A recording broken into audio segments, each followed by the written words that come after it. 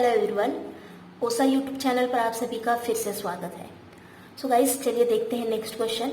If 2m plus 2n equal to 36 and m plus n equal to 7, then find 2m minus n. Okay, similar question 2018 paper second में भी पूछा गया है।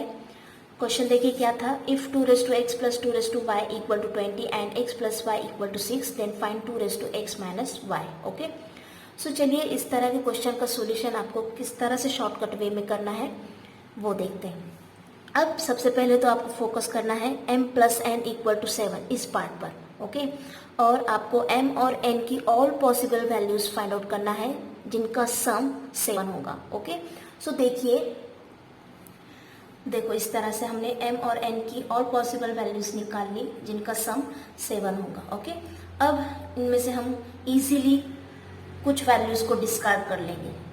Okay, तो वो कैसे देखो, हमें पता है 2 इक्वल टू 1 होता है, 2 is equal to 2, 2 is equal to 4, इसी तरह से 2 इज इक्वल टू 128 होता है। ठीक है, अब देखो यहाँ पर 2m plus 2n equal to 36 given है, यानी कि m और n की ऐसी वैल्यूज लेना है जब हम 2 का पावर लेंगे तब उनके एडिशन 36 होना चाहिए। यानी कि सपोज 2 प्लस 2 समथिंग या 2 प्लस 2 इक्वल टू 36, इस तरह से वैल्यू m और n के ऐसी वैल्यूज लेना है कि जिनका सम 36 होगा।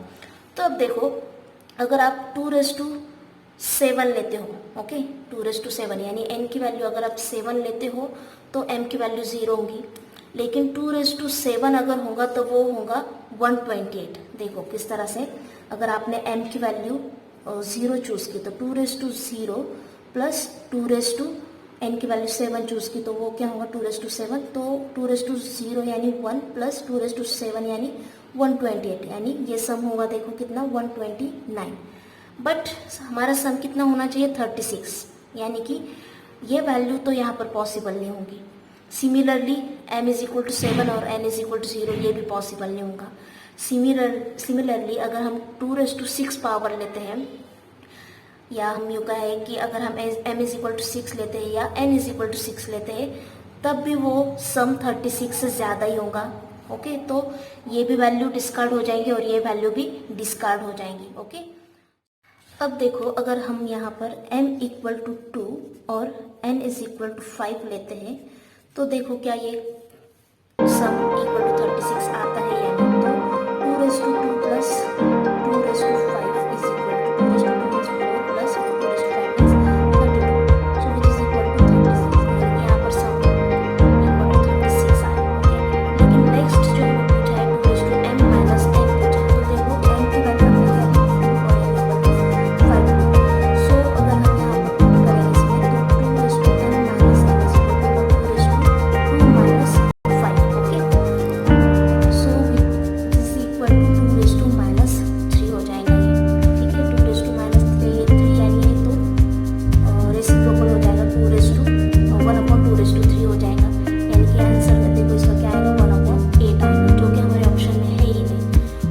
इसका मतलब क्या, ये भी ऑप्शन, ये पॉसिबिलिटी यहाँ पर डिस्कार्ड है। अब देखो यहाँ पर एक चीज़ का अंदाजा तो ये आ गया कि m इज इक्वल टू 2 और n इज इक्वल टू 5 नहीं है। इसका मतलब ये वैल्यू तो यहाँ पर पॉसिबल ही होगी, क्योंकि यहाँ पर हमें सम 36 मिल चुका है, यानी कि हमें आधा सोल्यूशन यहाँ पर मिल चुका है। तो देखिए इस पॉसिबिलिटी के लिए चेक कर रहे हैं कि आंसर आता है या नहीं। तो देखो यहाँ पर 2